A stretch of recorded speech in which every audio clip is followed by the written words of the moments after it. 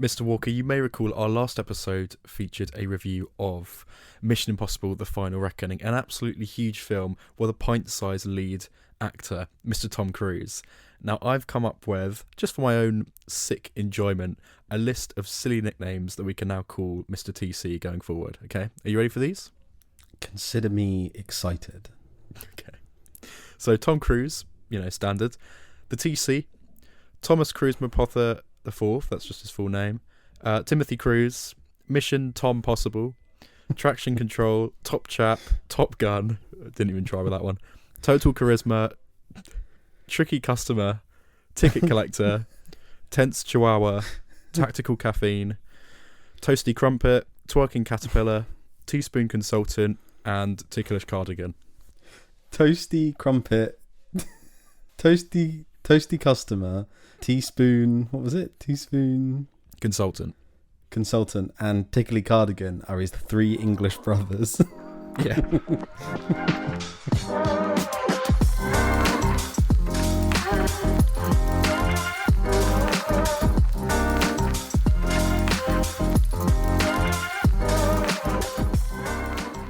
Hello and welcome back to Moving Up. It's episode 69. Not a word on that.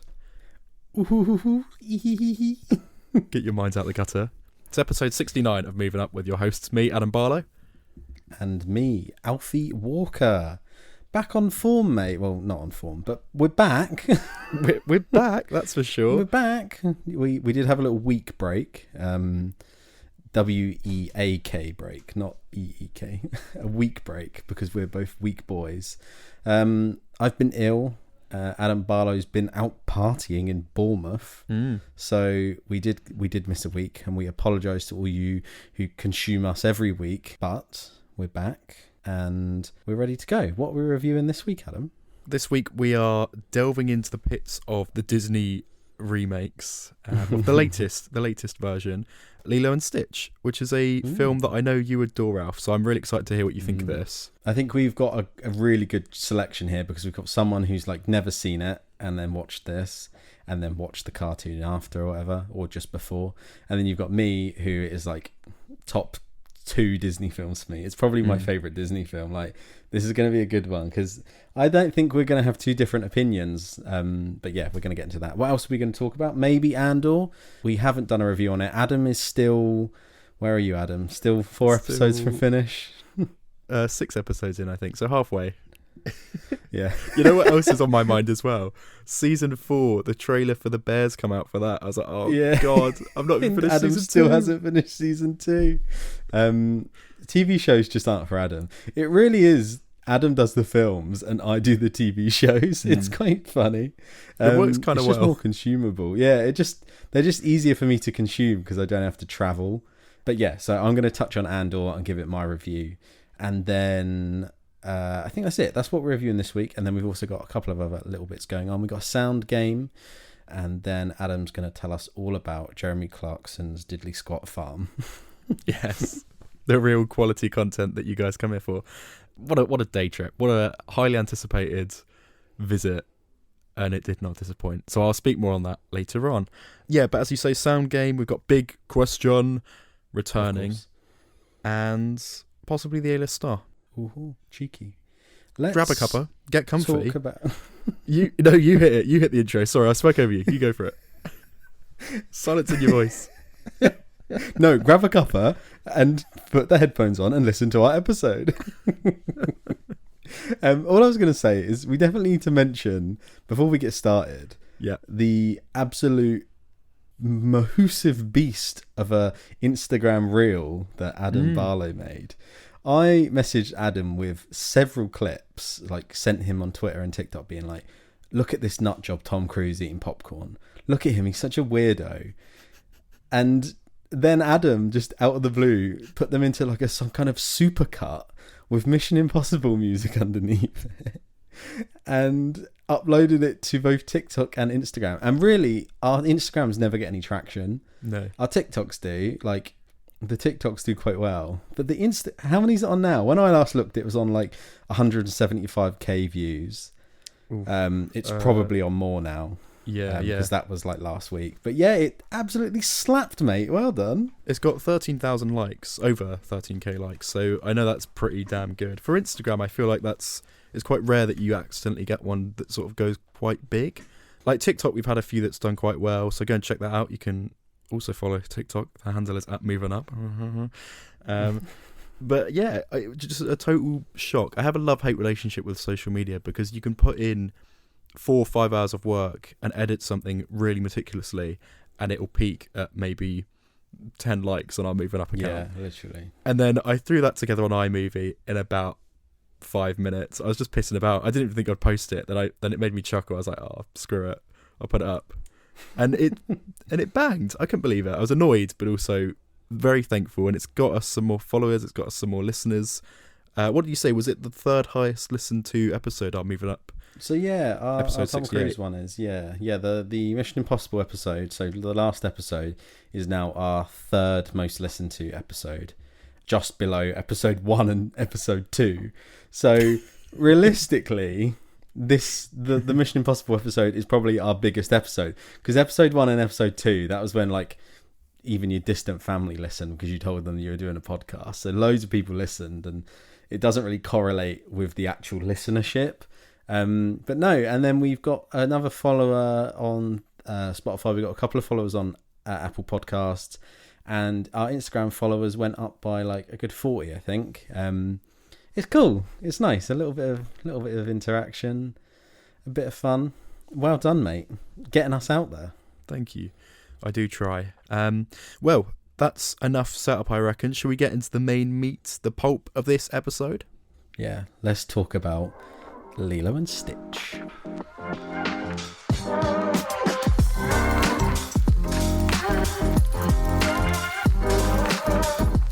I feel like twice a year I have Groundhog Day, where another remake comes out of a Disney film, and I just relive the same experience over and over again, where I go, why are they doing this? What's this about? It's all right, blah, blah, blah, blah, blah. I don't even know where to start. Let's just say, do you think... Okay, let's start with that. What's your history, Adam, with this film? Because this is where it's going to be interesting for us, I think. What's your history with the like original Lilo and Stitch animated film? Okay, so it's kind of hard for me to answer because I love the character of Stitch, and I definitely remember growing up watching something with him in it. And I part of me is like, I don't think it was the actual film. I think it was a direct-to-DVD sequel, because I remember there being like 5 TV shows as well. Yeah, maybe that's it. But I definitely remember there being more aliens than just Stitch, and I remember I think Captain Gantu being in it more than he is in the film. It's the TV show. I don't really remember Lilo that well, or Nani, so I wasn't massively familiar with it.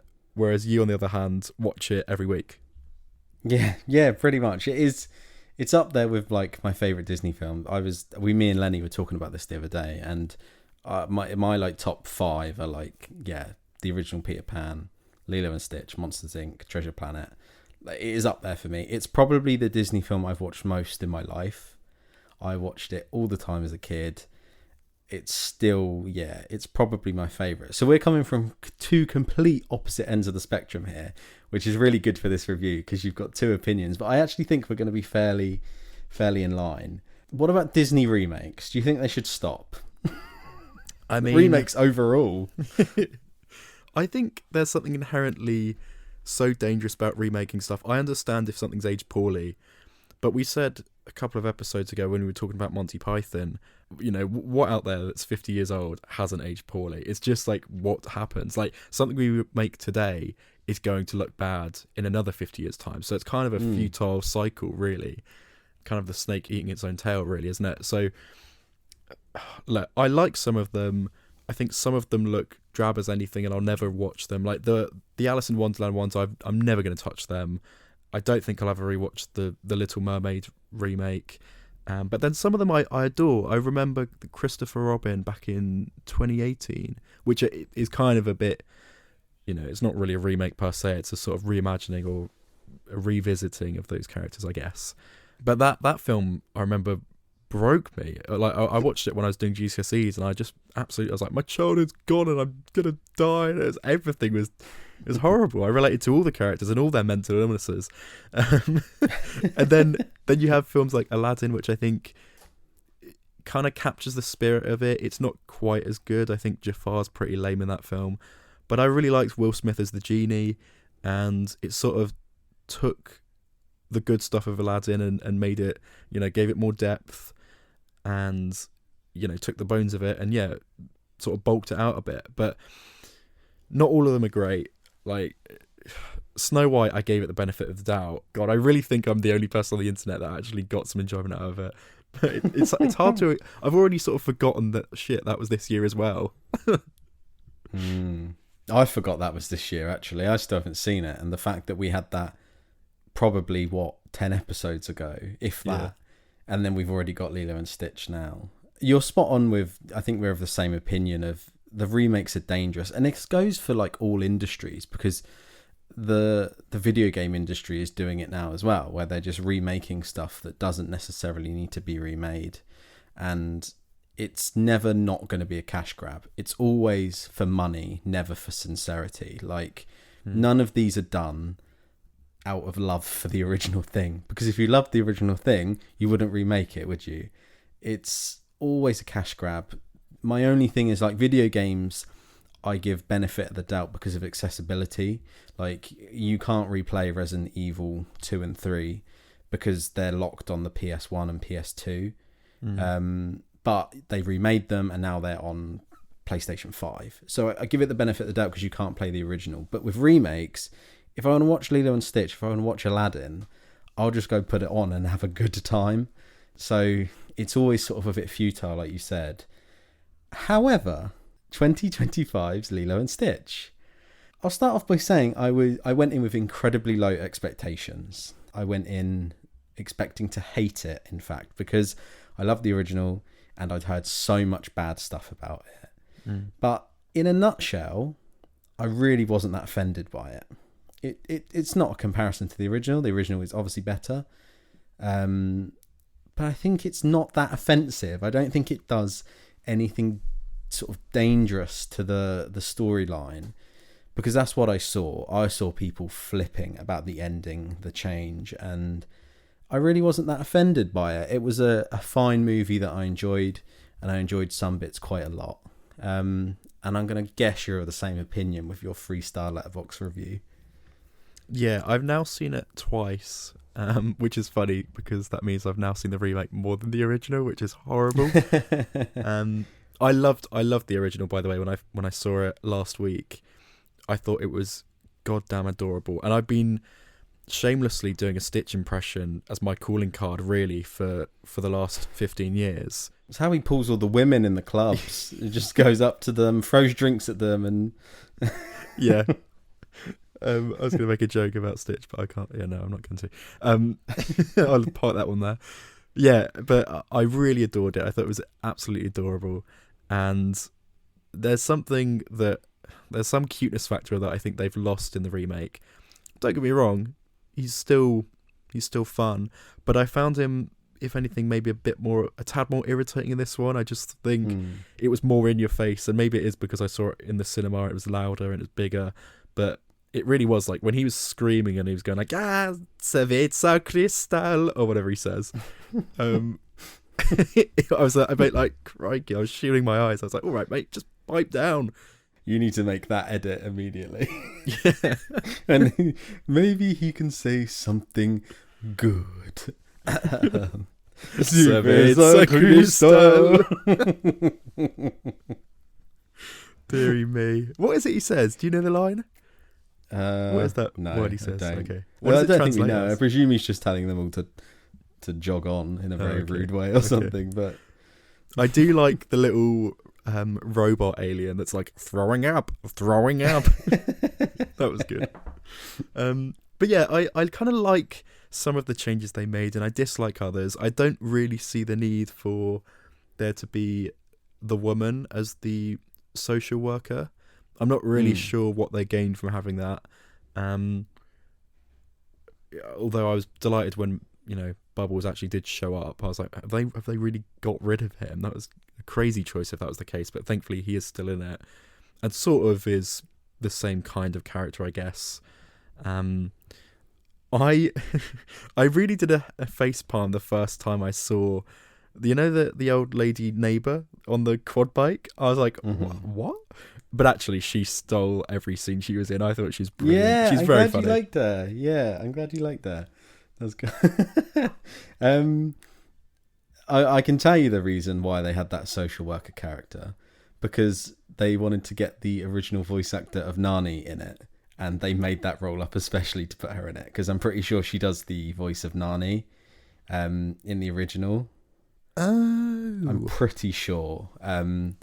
But you're right, it's kind of a pointless role. But I didn't hate it. And yeah, the David's dad, the like neighbor grandma character was David's mum, sorry, not David's dad, I thought she was great, and I actually really enjoyed her scenes. I think the additional characters they added really weren't that offensive. My main issue is with the changes to mostly Jumba and having him basically take Captain Guntu's role. Yeah. And I've seen the director saying like Guntu just didn't work on the screen. I think that's a cop-out. I think they could have just changed the design a bit, just made him a bit smaller, and he would have been fine. Just make him 10 foot rather than 20 foot and you would have been all right. But the changes to Jumba are sad, because I think there's a real charm with like Jumba's voice and the way he is and the way he acts with Stitch together. They act sort of like a love-hate relationship, and then by the end they love and they all get together in a big family. I think it's such the message of the film is family, isn't it?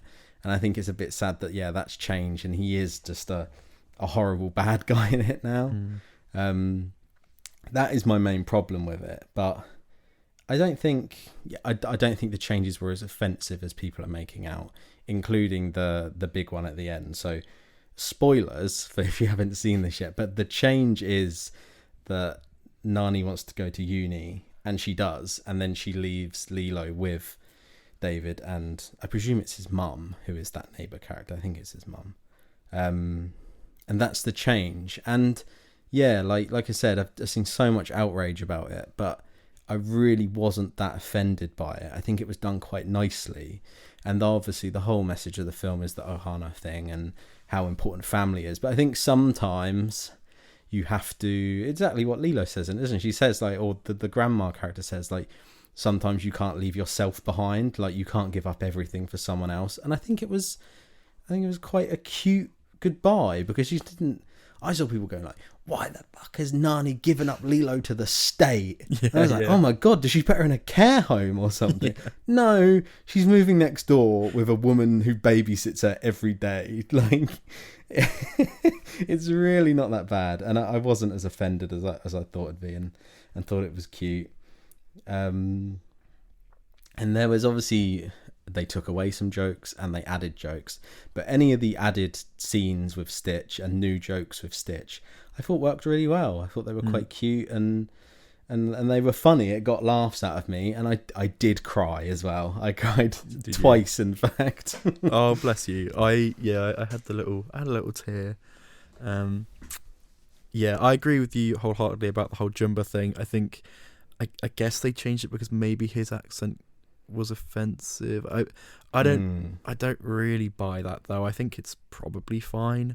I also remember turning to Tamsin, who I saw the original with, and being like, why is Jumba really cute? And he's not cute at all in this film.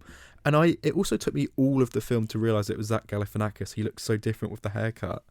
Right? He's lost weight as well, I think. But not on his body, only on his face. And he's also wasted because he's not very funny in it. Billy Magnussen, I think, is innocent. I think he does a great job. And it's almost like, absolutely. I'm surprised that he was able to do the voice. I was like, God, did they get the voice actor back?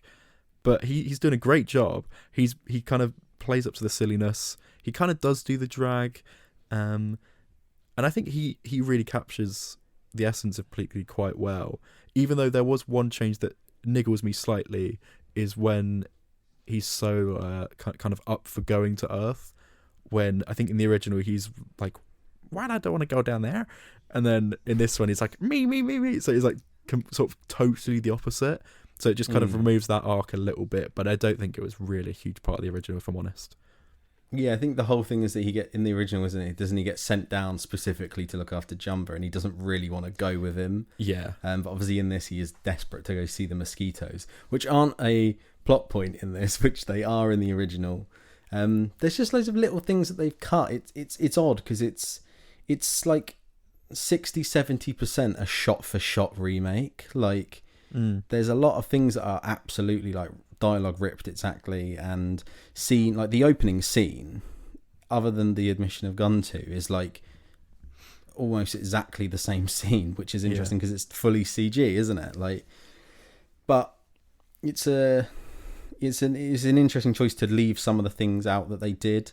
And I saw the director say, like, he tried to do Pleat Clean Drag, but Disney didn't let him, which I guess is a telling a sign of the times, isn't it? With everything going on with that. But yeah, I don't think it was as offensive as people are making out.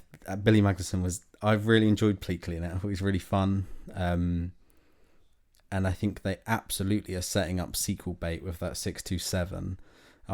When I was watching the film and he's like, I'm going to turn you into 627, and I was like, oh wow, that's going to be the change. Like, that's what people are fuming at. Stitch is going to be evil at the end, and then no, it just doesn't happen. But that's clearly a bit of sequel bait there. And for a film that was made on, I think, 100 million, and so far is at about 500 million, I think it's going to get it.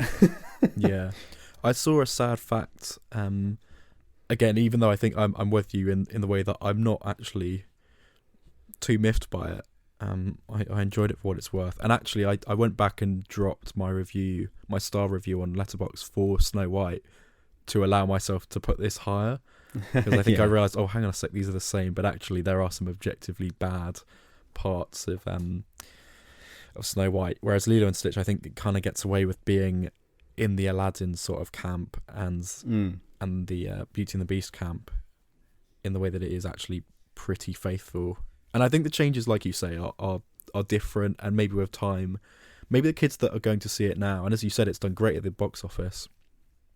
And sorry, I didn't even mention it. The sad fact that I saw was the fact that it's grossed more in like a week of it being out than the original did in its entire theatrical run, and I think it's already overtaken Thunderbolts, which is also crazy.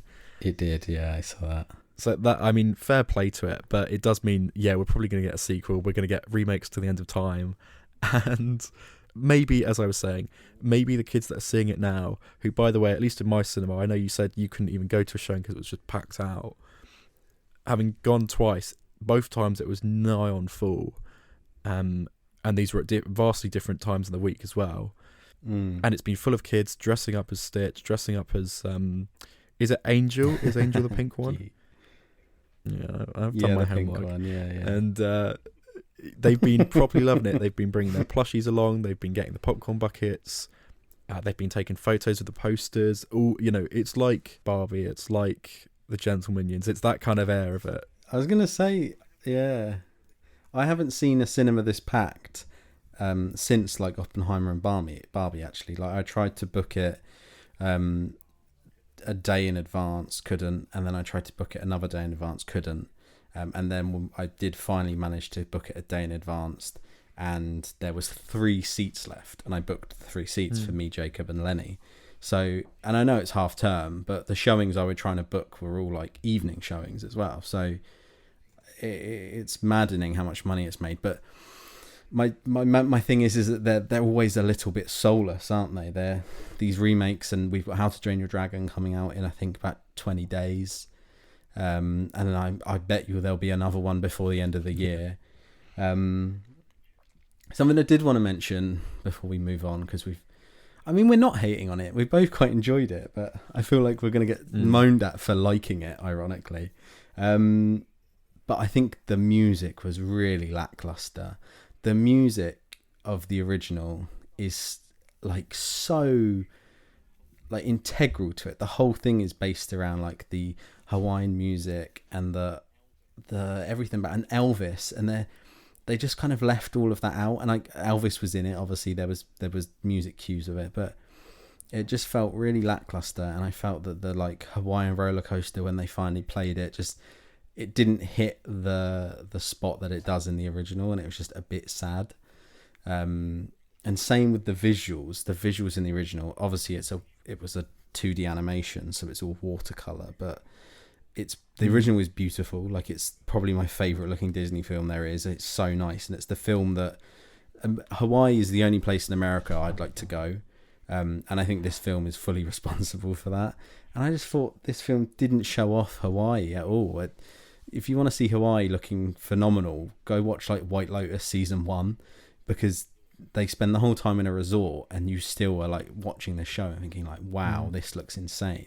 And I just didn't get any of that magic from it. I felt like it was badly color graded, and I thought it was going to be like a beautiful looking film. But yeah, I felt the music was lackluster. The cinematography was a bit lackluster, but the changes to the plot weren't that offensive. Really. On the visuals, you're right. I kind of was like, oh, it's okay. I understand they've gone for a more realistic look, but as you say, White Lotus has done it better. And even watching Ocean with David Attenborough, I caught that a couple of weeks ago, and that was all, shot underwater and shot in tropical places like Hawaii.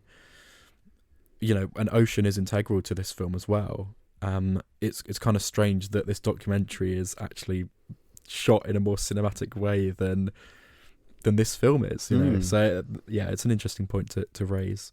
That scene of them on the surfboard, the three of them, with like this huge blue wave behind them, is like iconic. It's the poster for it, and yet in the film it's just so greyly lit. I feel like it could be shot off like Portsmouth Beach or something. Like it just didn't look like Hawaii, and it was a bit sad to see.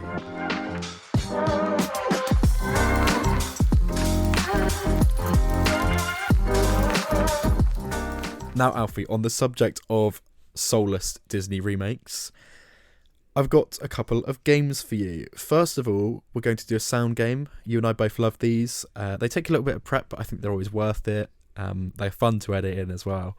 So I've picked out, I think, about 8 Disney remakes.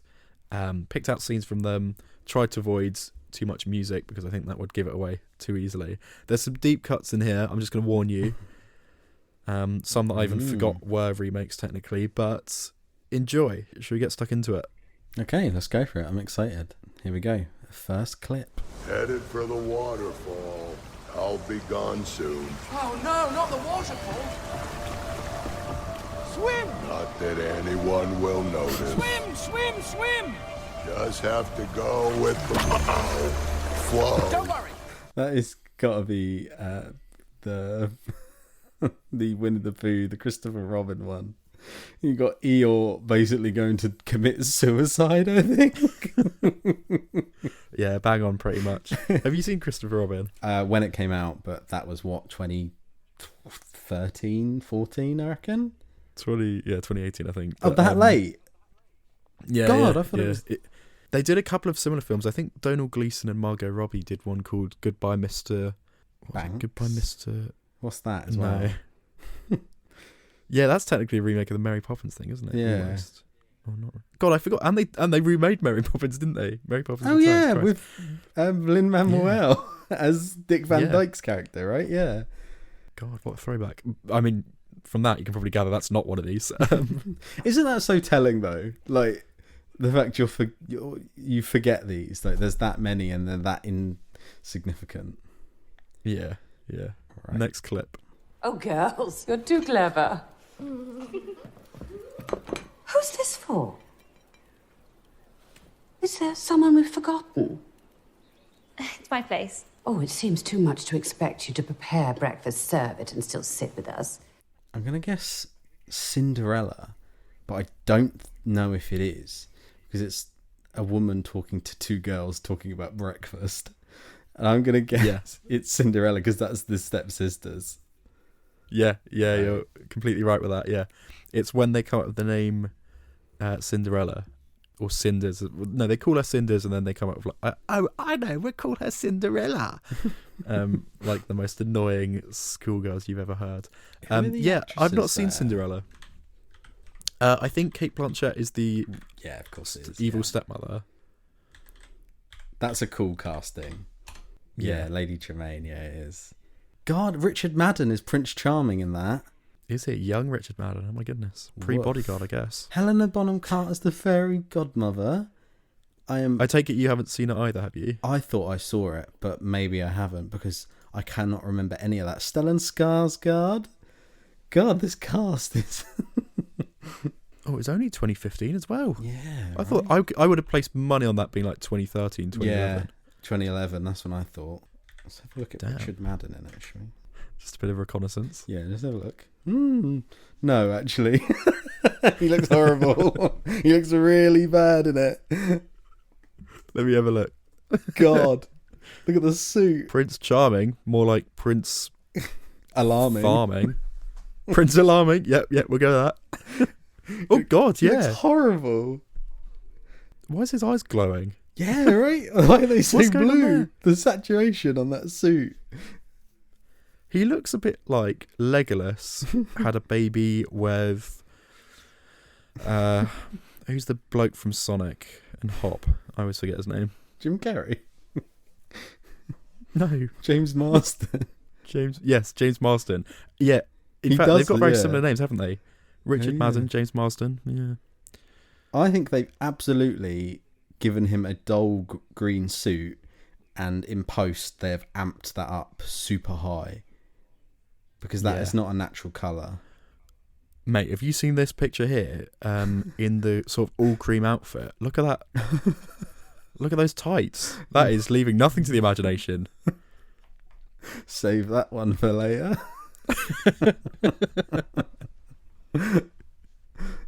Right, next clip. How marvelous. How marvelous. How perfect. The devil take it. They're mongrels. No spot. No spot at all.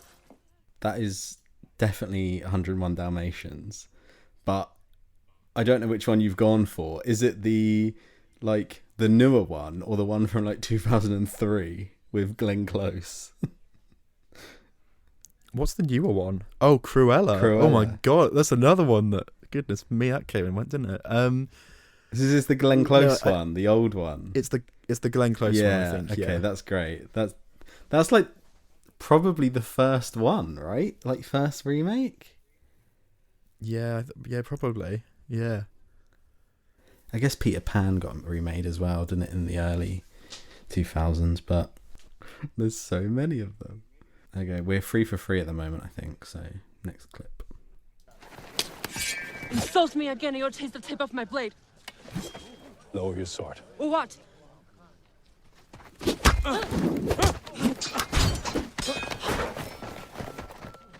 I'm your commanding officer. I've got no clue what that is. He goes, touch me again and you'll taste the tip of my blade. I don't know what film that is. That must be Peter Pan, right? But No, it's definitely another forgotten one. Probably one of the worst ones because it's not at all very faithful to the original. God, I don't know. 2020 release. Straight to Disney Plus. Pinocchio? Mulan. Oh my God. They've literally remade every film. I forgot about that as well. That's mad. Mulan, I remember. Do you remember when Disney Plus had the cheek? And it had only been out for like 3 months, and they were like, "Oh, so we're gonna have Disney Plus Premium, whatever it was called," and it was like another 30 quid or something stupid To buy it. And yeah, you had to buy extra films on it, and Mulan was one of them that they hid behind a paywall, which made people even more angry because to watch it, you had to fork out like 60 quid. Insanity. It was ridiculous. Yeah. No one's paying that much to watch a film at home. Like, to not even own it physically either. It's just on Disney Plus, but you have to pay so much money to watch it. Yeah. No chance ridiculous. There. I didn't. And they didn't do any singing in it either. It was just an action film and a bad one. No Eddie Murphy as what's it called? Muchu, the little dragon. Yeah. Oh my goodness. At that point, it's just not even a remake. It's just something else that's not as good. Right. Next clip. I can destroy cities I can destroy kingdoms.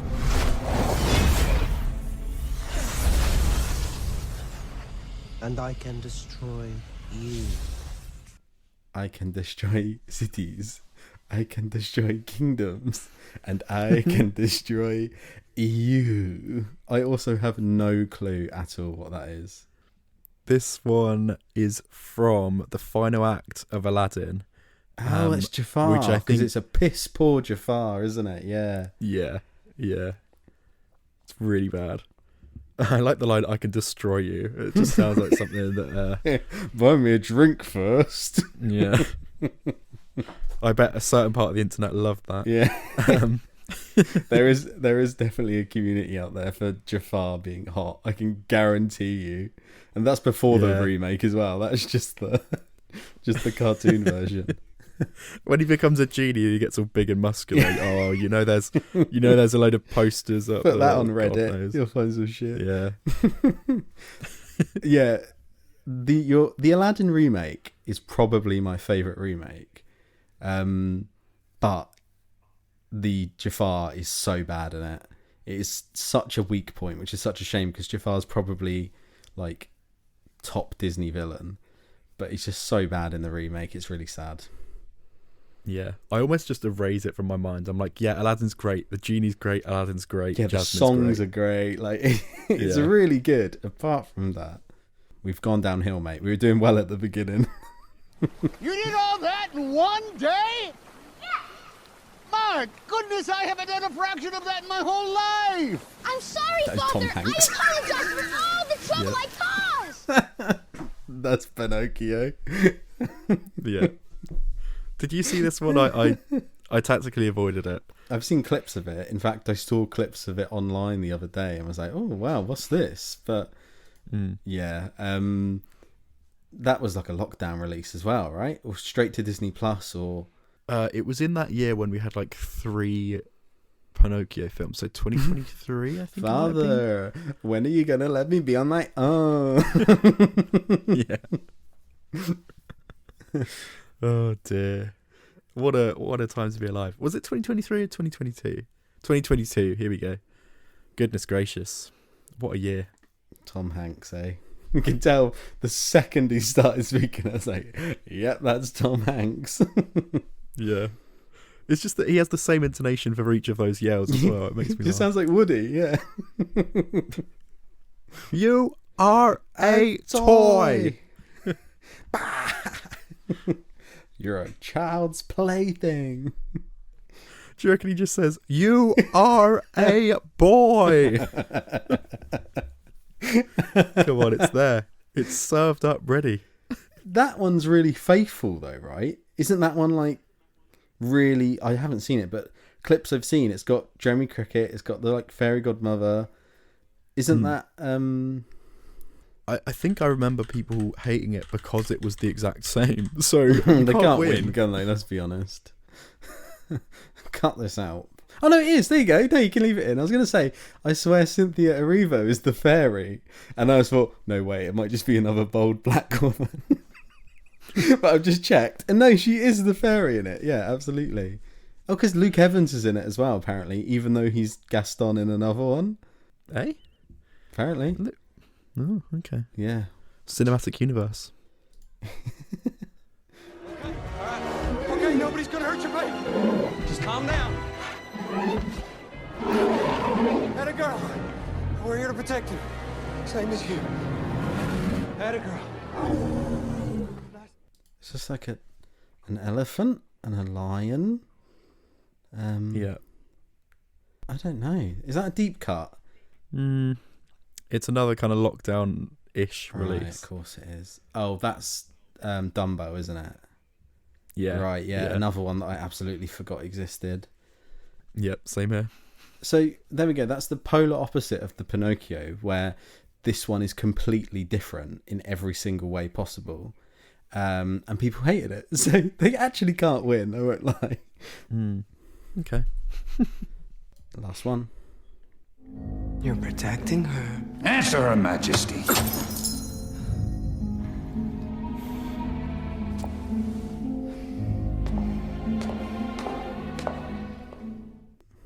Book?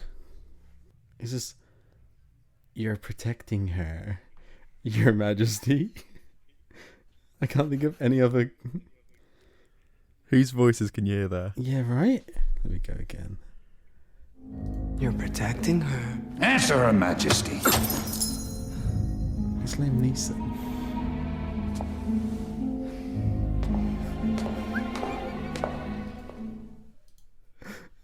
I don't know. I don't know what that is. Snow White. But it's not as bad, because that's Gal Gadot in that scene. She kind of gets away with it. God. These feel like a fever dream. All of them. Yeah. All of them don't feel real. Listeners, Alfie just zoned out for a bit there. He actually had to think of what expression on his face to make. He really... I don't think it was the Wi-Fi either. He just sort of lagged then. That's what Disney Remakes does to you. It really does. Thank you for that, Adam. That was fun. I did pretty bad. I think I got 4 out of 8. I was flying high at the beginning and then really crashed and burned at the end there. Just crashed and burned so hard that I had to sort of stop and assess my life for a second. Well, since we've done that, we might as well go straight on to Big Question. Am I right? Yes, let's do it. So I've got some results this week. The big question was, what is your favourite Disney remake? A question with no right answers, really. But we did get some response. Well, actually, no. Maybe there is a right answer, because almost everyone's given the exact same. Interesting. Do you want... Well, a couple of other answers in there that actually I do agree with. Do you want to guess which one has been the most popular? Because 1, 2, 3, 4, 5, 6 people have all said this. I got 2 responses as well that you might not have from different people. I'm going to say Jungle Book. No, but it was mentioned. Right. Beauty and the Beast, most popular. Really? That's interesting. I kind of get it. Like, well, the people also slate that. I don't know. I do like Beauty and the Beast. It's probably the first remake I saw, and I think it kind of is the one that jumps to mind when I think of the Disney remakes, but not necessarily because it's one of the worst ones. I think it is objectively the best, but I'm not quite sure why. Right, yeah, so that's it, isn't it? Decipher why you can't. It's very similar to the original, but then when they've done that again, they've not been as popular. I can't decipher why people like some of them and why people hate others. It's really interesting. Yeah, you're right. I think Beauty and Beast is probably one of the better ones. Let me read this, because this was a good quote from Josh. What did he say? Yeah, so my friend Josh said, I'd say Jungle Book is the diamond in the rough. That's if the rough was a little human shit and the diamond was Jungle Book 2016, open brackets, bad, close brackets. So I agree there. I think Jungle Book is my favourite. Yeah. I think Jungle Book is my favourite. I think it is the diamond in the rough, and they're all rough. Like, I really do think I'm on the same wavelength there. Lenny also, I don't know if Lenny messaged you, but Lenny messaged me saying that his favourite is Aladdin.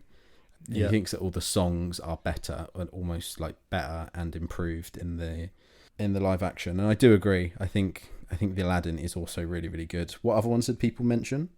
Yeah, Jungle Book and Aladdin on my end. So that seems to be the kind of top 3, I suppose. Yeah, absolutely. I will throw... Someone else also mentioned Christopher Robin, so it's nice to know I'm not alone on that. I think Christopher Robin's just underseen, maybe. Yeah. And also because it isn't strictly a remake, maybe it's not lumped in the same camp. But I do think that's a wonderful film. It does sort of fumble it a bit in the final act, because they have the whole thing with the adults and some sort of finance tax thing going on in London. And I love London, and it is quite a fun set piece when they're being dragged along behind the car. But all the talk about, like economy, the financial where have they gone about? Yeah, it's like, well, why is this, like, what family is getting a kick out of this? I don't really know. Cinderella, I think, is regarded as a very good one, but again, I guess no one's seen it. yeah, Aladdin I really hold in high regard. And Snow White, I actually think the music's better in the remake. But Really? I'm probably the only person on earth that thinks that. I just think it sounds nicer and more full in terms of the orchestra. And Rachel Zegler, I think, is a better singer than whoever was Snow White in the original, and that's probably sacrilege. So, yeah. Right, so let me just flick through here, right? So, yeah, there's the Alice in Wonderland, and then there's the Alice Through the Looking Glass, which is the sequel. Beauty and the Beast, Christopher Robin, Dumbo, Aladdin, The Lion King, which I don't think anyone is praising. Maleficent as well, Mulan, Cruella, Pinocchio, Lady and the Tramp. Did you even know that one existed? Crikey, no. Yeah, apparently. God, I've just remembered Mufasa. Yeah, Pinocchio, Peter Pan and Wendy, The Little Mermaid, Mufasa, Snow White, Lilo and Stitch. And then there are some older ones, like we said, with 101 Dalmatians and The Sorcerer's Apprentice, which is apparently a remake of Fantasia. Yeah, make whatever you do of that. And then we've got, coming up, Moana. 2016's Moana has been remade. The Aristocats, Hercules, and Bambi. Those are the 4 that are coming up. Oh, do you know, Bambi I didn't know was in production, but I watched a clip of Bambi the other day, which is probably the one I grew up with. I don't know how many times I've seen it, but I vividly remember watching it a lot. I haven't watched it in probably 15 years, if I'm honest. But I remember adoring Bambi and crying every time and laughing all the time and just absolutely adoring that character. Why are they remaking that? Although I think potentially if they follow the Jungle Book, they might get away with it. And I will say they sort of pre-tested it in a way with the deer in Snow White, which did look cute. So maybe that'll be all right. Moana, I'm furious about. Just don't talk to me about that one. And Hercules, I know you and I both quite enjoy, and it part of me is like, yeah, I do kind of want to see that in live action. That would be quite fun. I think, yeah. See, we're such chills because if they do Hercules, I think I will love it because I really like that movie so much, and I think that like the campness of Hercules, if they bring that to a live action, could be really good. We're rambling now, but I'm going to mention it while we're here. So there's a bit where it says about scrapped and stalled projects as well. Oh, go on. So there was a live action remake of Tangled was going to be done, but that's been cancelled because of the reception to Snow White. Right. Also live action Princess and the Frog, that's also been stalled because of the Snow White. Oh, see, this is weird. Live action feature adaptation of Robin Hood, but how does that work? Because so are we getting like humans, or are we getting foxes and animals being Robin Hood? That's been stalled apparently. Robin Hood's underrated. I love that film, man. Yeah. And then what else we got? Yeah, we got Hunchback of Notre Dame also been halted. Pocahontas. That will never see the light of day. I'm telling you now, that will never see the light of day. I've been waiting for a time to speak about this, right? If they did Hunchback of Notre Dame, but embraced it and really went to town on like the racism angle and the hating of like gypsies angle and the like really went to town on like the disability angle, I think that could be like an Oscar winning film. I think if they went hardcore and got like Richard E. Grant as Claude Frollo and like really hammed up the sinisterness of religion and killing gypsies and keeping a deformed man in your attic as like a servant, they could like really go hard on it, and I think that would be an insanely good film. But they'll never do that. Never ever will they do that. But it's the only one that I think could genuinely like blow people away because the topics of that film are insane. It would be like The Elephant Man, yes, which they're already remaking. With that, what's his name? Sorry, is it Adam something? The guy, Adam Pearson, I think. See, I think if they twisted it and got him like as the Hunchback of Notre Dame and gave him prosthetic hunchback as well, like go for it, full balls to the wall. I think it could be an insane film, but that will never ever happen. They didn't even want to put Pleakley in drag. They're not going to talk about the genocide of gypsies, are they? No. I also wonder how many families would see that film as well at that point. Like, that's not for the kids, is it? Give it to a 24 film. You're not going to be buying a plush of the Hunchback of Notre Dame, are you? Well, I would buy a plush of Richard E. Grant as Claude Frollo, let me tell you that. The only other one on here that's really interesting is, have you ever seen The Black Cauldron? No, so it's like I don't think so. It's like a 70s, I think it's 70s, 80s Disney film that did really, really, really bad box office wise, but it's really dark. It's kind of like Lord of the Ringsy. And in 2016 it says they tried to make that in live action as well, but also gave up. Okay, interesting. So I don't know, some stuff to kind of be hopeful for, and then other things to avoid, like the plague, I suppose. That's the future of Disney remakes. Shall we move on? Let's briefly talk about Andor, and then we'll finish with A-list star.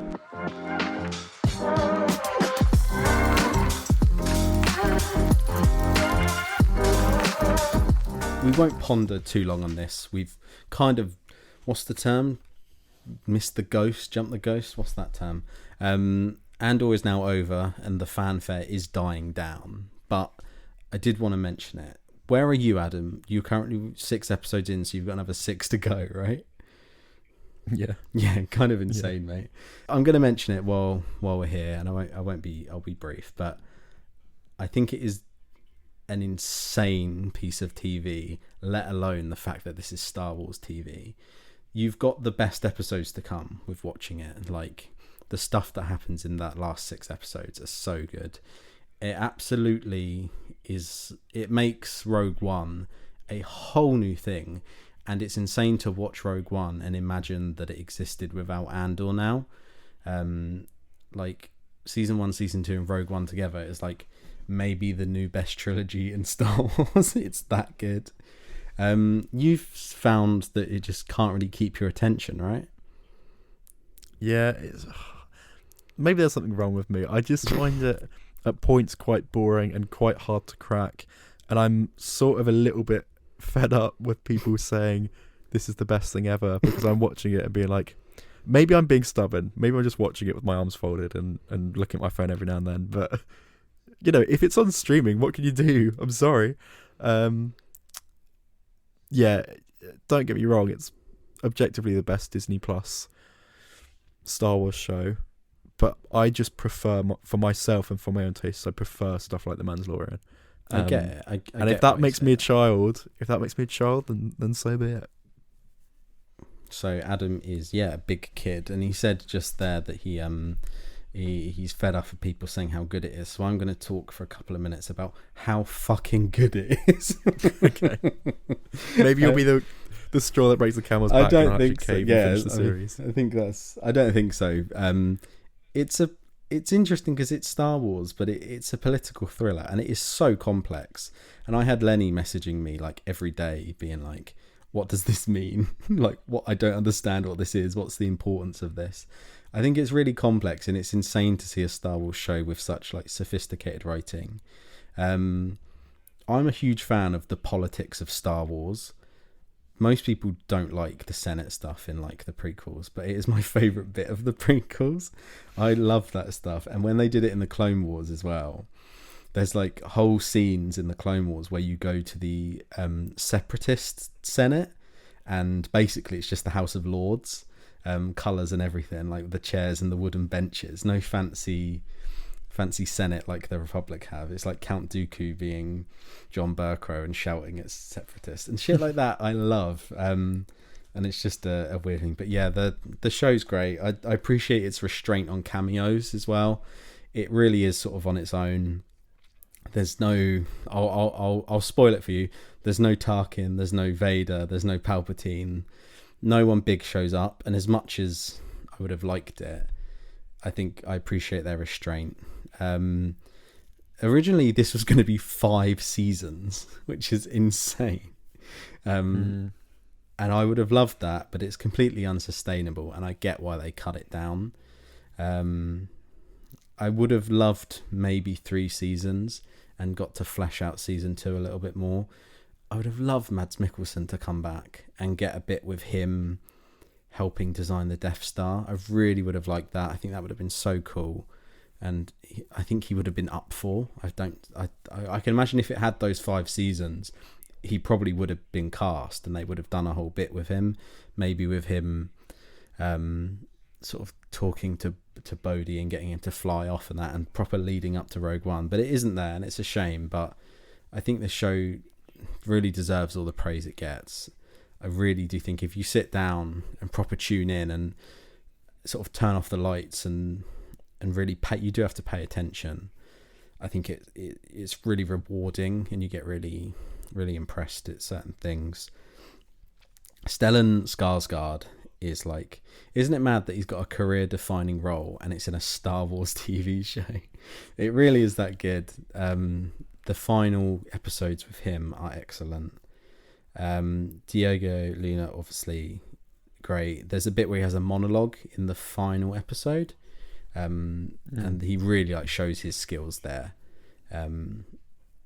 Genevieve O'Reilly is obviously Mon Mothma, who was in a deleted scene from Revenge of the Sith and then has been worked into a narrative, and now she's got this huge part, and making Mon Mothma, who is in Return of the Jedi for 20 seconds, is now like one of the most crucial characters in the entire Star Wars canon, and it's so cool to see it sort of being brought to life like that. I don't know if you've seen clips or had it spoiled, but she has a speech in the Senate, and it is top tier. It's so good. I was on the edge of my seat watching it. That's how cool it is. And then Denise Gough as well, who plays Dedra. I think she's really good, and the way her arc goes in the show, it's a standout. I just think it's a shame that this is the last time we're going to see writing like this in Star Wars, because I can tell you, Tony Gilroy said he's not doing Star Wars ever again because it's just too much effort, and I don't think Dave Filoni is going to be writing stuff like this. So be ready for your Ahsoka Tano cameos and Captain Rex cameos going forward, because I think this is the only time we're going to get this sort of level of writing. But yeah, Andor really is a standout for me. I think it's so good. And it's preaching to someone who, like you said, it just maybe isn't your cup of tea, which is fair enough, because it doesn't get that many viewers really compared to Mando and compared to the other shows. But I really do recommend just trying to switch in and watch these last few episodes, because they really are something. There's awesome scenes with K2, really cool. There's such cool like Imperial stuff, and I get, like you said, that some people will find it boring, like the ISB stuff, but no, I think it's such top tier Star Wars, and could not recommend it more for someone to sit down and watch. It's like House of Cards but in space. Put that on the poster. Man, I will get to it. I promise I will. The Bear season 2. Yeah. No, I will definitely finish Andor. The Bear, I might just have to skip season 3, frankly. We'll see how we go. But yeah, no, I will finish Andor in the next couple of weeks, and I will feed back. And I'm sure I will have enjoyed it. I will say I have liked quite a bit season 2. Season 1 I'm not massive on. Yeah. Season 2 is better, I agree. But season 2 I've been really enjoying the way that it's 3 episodes, skip a year, 3 episodes, and so on. And I think the last arc of episodes that I've seen, so the second batch of episodes, I thought were great. The whole heist bit and her getting finally some revenge on that torture bloke, and Mon Mothma doing some sort of surveillance, espionage kind of stuff, and there's so many things going on in different planets, and it is a big heavy show. I think that's partly it, because you can't binge this show. No. If I watch more than 2 episodes, I think my head will explode. Yeah. So I need to really pace it out, and it's difficult to find free evenings where I'm in the mood to watch it and I have the time. So it's one of those. But I will, as I say, I'll get through it and I will feed back. If not next week, the week after. So yeah, Andor season 2, thumbs up from you. Absolutely. You've got, if you do watch them, you've got 6 absolutely like incredible episodes. The next 3 are like the big 3, that really sort of, it's a huge, you can presume what's coming, but yeah, a huge event, and it's so like rather telling of the times with current political stuff going on in different countries. It's all a very big commentary on real life, and it's so well done. And then the final three, the penultimate episode is basically the entire thing set in the Senate, purely with Mon Mothma, and it is excellent. Okay, hopefully some stuff to look forward to. Yeah, then. definitely. Okay. Finally, then, let's round out the show with a bit of A-list star insert, the jingle, baby. Cue that music. A-list star. A-list star in our impressions repertoire. This week on A-list star, we're going to be adding Jeremy Clarkson from Top Gear, The Grand Tour, and my Clarkson's favourite film Farm. star. Well, you joke, he's in Cars, isn't he? Oh my god, I forgot about that. He is in Cars. Yeah, so we'll have no comments under this Spotify episode of people saying that he's not a film star. Why is he on the list? Shut up, Richard Madden's on there. So not Richard Madden, Richard Madeley. Oh God, Richard Madden does need to go on there. Richard Madden's tights need to be on the A-list star. Can you do an impression of Clarkson or not? I can't. This is the A-list star. It's the biggest star in the world. No, I can't. That'd do. Close enough. Where should we put him? I just want to say his farm was great. We went to the Diddley Squat Farm Shop. I got some ice cream. I got cap, a t-shirt. What else? My brother's bought some fudge. Mum bought some honey, which he calls bee juice. Milk is cow juice, of course. He also had some candles, which were extortionately priced, I'm not going to lie. But they did say, this candle smells like my bollocks. And part of me did want to get one. But I had to put my foot down. How much? Farm Shop was really cute. It was like 22 quid. For a candle that was like the size of like nothing, yeah. A matchstick, yeah. So that was the Farm Shop. Then we went to the brewery, which my top tip to you moving up listeners and to you, Alf, if you ever want to go to the brewery. It's the quietest of the three places. Like the shop is rammed. You're queuing round the car park to get in. Whereas the brewery, you go there, you can get food, you can get pints. There's a little shop that sells some of the produce from the Farm Shop. Obviously you can get all the beers there, all the drinks and stuff. You can go for a tour as well. We didn't have time for that, but there's that option. There's a great mural of Caleb and Jeremy on the wall. The communist style one, yeah, it's excellent. Yeah. It's a Joseph Stalin welcome, thing, yeah. Welcome to the Independent Republic of Hawkstone or something, I don't know. So that's my top tip. Go there. That's the best place to get lunch. Or not, probably the pub's better, but you've got a book and it's really popular at the moment, because I think that's the newest thing that he's got. But yeah, the brewery's great. That's my top tip. And then we went to the Farmer's Dog, which is his pub, which is all sort of documented in season 4, which is coming out every Friday at the moment. So that's why it was so busy when we went there. We didn't even know that season 4 was premiering on Prime Video, but that would explain it. But massive beer garden. They've got the Grand Tour tent outside, and there's a big shop in there, so that's quite cool. Just to be in that tent, and I bought the t-shirt from there and the cap from there as well, I think. But again, kind of all the same stuff that's in the shop, but just spread out in a bigger space, and you don't have to queue to get in. So I think the Farm Shop is somewhat overhyped. It is kind of the main thing, quote unquote, just because that's the first thing you built in season 1, and it's really cool, and it's got the most branding of Clarkson's Farm and Amazon Prime and stuff. But there's nothing you can get from there that you can't get at the brewery or at the pub, is my tip. But don't shout about it too much, because I want to go again and not have to queue for everything.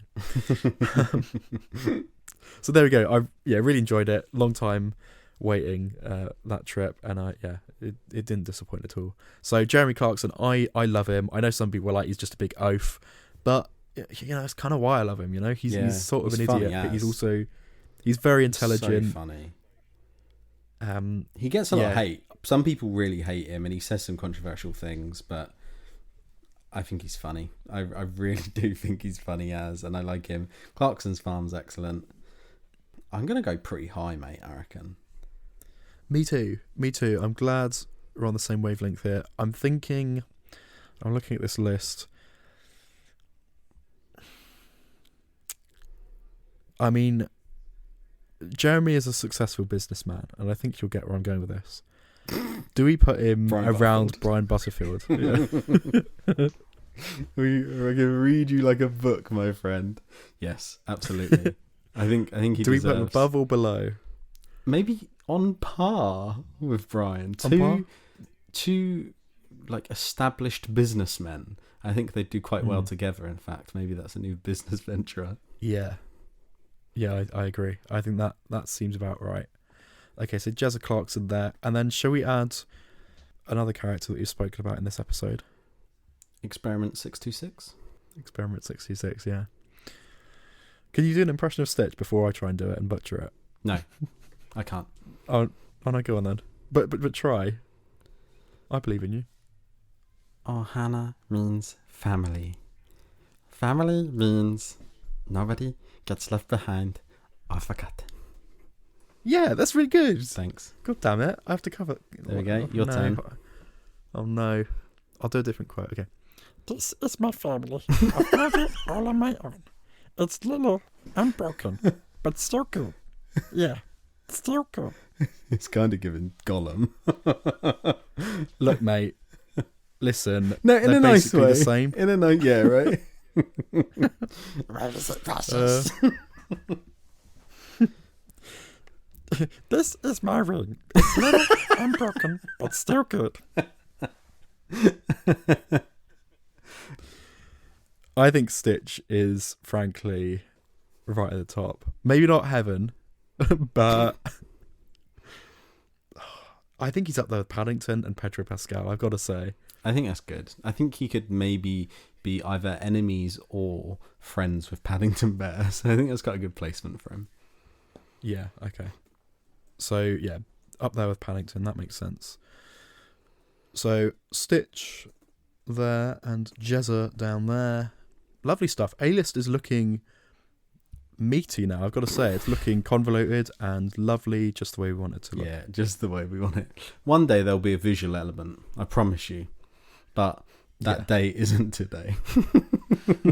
If you'd like to get in touch with us, you can do so. Please email in. We'd love some correspondence. We don't get any. Josh Brooker, you've been slacking. But other people too. Like, we do actually have some listeners now. At the beginning, it was all a bit of a joke. Like, aha, we have 12 listeners. Now we regularly get about 20 to 30. So, like, come on. Please, some of you listening, that can't just be Adam and Lenny and Josh. There's got to be other people there. Please email in. Please, anything. Tell us films you've watched, stuff we should watch, who you want to add to that A-list star. Tell us your favourite Disney remake. Honestly, any communication would be really appreciated. You can get in touch. It's hello@movieonup.com. Wonderful stuff. Don't feel pressured to email in, but also please do. You can follow us on the socials, Instagram and TikTok. The handles for both those platforms are @movieonup. Please do. You can go check out Adam's supercut of Tom Cruise, which is been slapping, as the kids would say.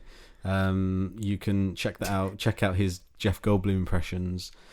Very soon, we'll make an effort to get together. We were meant to spend the weekend together this past week, but I was ill, so it didn't happen. Very soon, we'll make an effort to get together, and we'll do some TikToks together rather than just Adam on his own. Me at a festival doing a David Tennant impression for no one. You're the confident one, so that's why you get lumbered with all the social media. Thank you for listening. A bit of a rambly one here, a bit of a catch up for us since we haven't spoken to each other in a while. But thank you for listening, and please check us out. What are we reviewing next week, Adam? Any ideas? Ooh, The Salt Path. Oh, Phoenician. And the Phoenician Scheme. Yes, Wes Anderson. That's a big one. Check it out. A couple of indie films.